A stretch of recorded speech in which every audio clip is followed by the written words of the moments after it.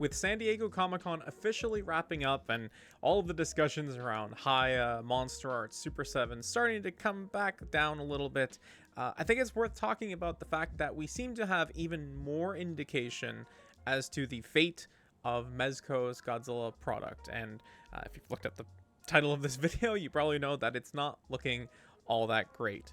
So if we take a look at what was on display for Mezco at San Diego Comic-Con, they showed off the Godzilla 1954 figure. This is the one that has the metal skeleton and the fully seamless rubber suit. Very cool idea. In effect, in practice, I think a lot of people are concerned about the wear and tear that this figure will endure over time. But I think the thing that's worth talking about is this nameplate down here, actually. Godzilla 1954, part of the 112 Collective. This is a new tag, and this seemingly points to Godzilla no longer being with the Mezco company. So if you take a look at the Mezco website and you go under their 112 line, their category on the website, you can scroll the whole way down. There's like 100 products here, but we'll just control F it. If you look for Godzilla, there are no results on this page. So Godzilla is not listed as part of the 112 Collective on their official website. And the reason it's not listed is because if you actually go down to their Godzilla category under brands, this figure was originally marketed under a new line, Kaiju Collective. And this first image here, it'll tell you, the Kaiju Collective, a new line that is highly posable and captures the immense detail of pop culture's most familiar monsters. So Kaiju Collective was intended to be a brand new line. Godzilla was going to be part of it. Presumably Kong, which they've done multiple figures of, was going to be part of it. There's another figure that we'll talk about in a second that was going to be part of this line. And the fact that they are displaying this as part of 112, no longer as part of the Kaiju Collective, seems to indicate that Kaiju Collective is done and that there's no more Godzilla.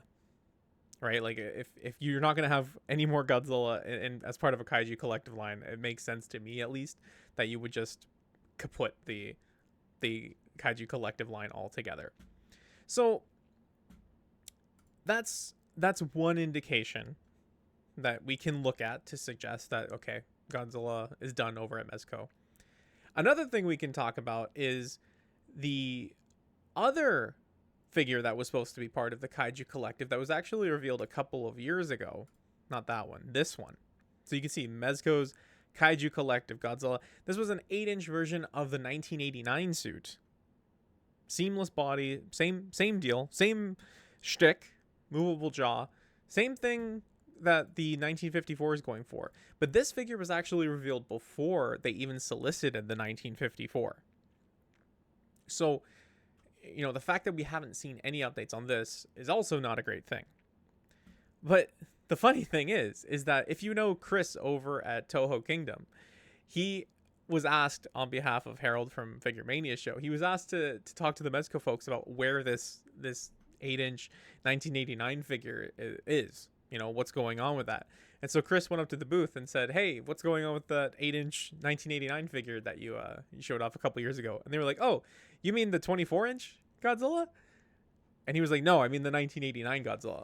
And they were like, oh, you mean the giant 24-inch Godzilla? So apparently they had no idea that this thing existed.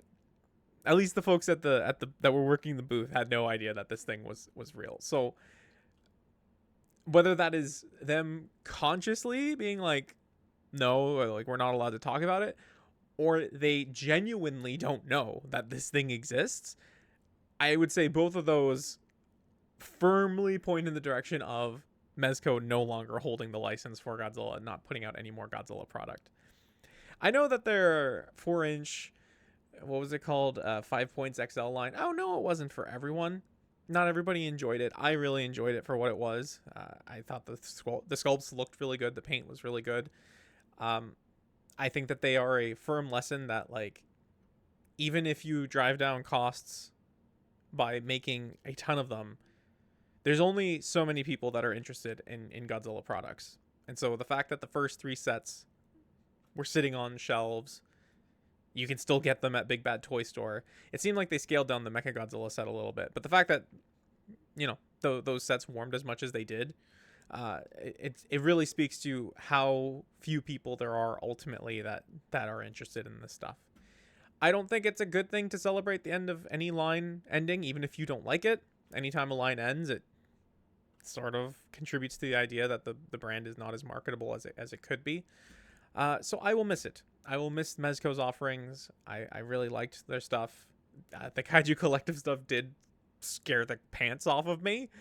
So I had no intention to pick it up, although it did come with a lot of accessories. I say it came with, as if it's not even out yet. It was supposed to come out a while ago, but in classic Mezco fashion, it is not yet here. So, yeah, unfortunate to see. Unfortunate to see another line bites the dust, unfortunately.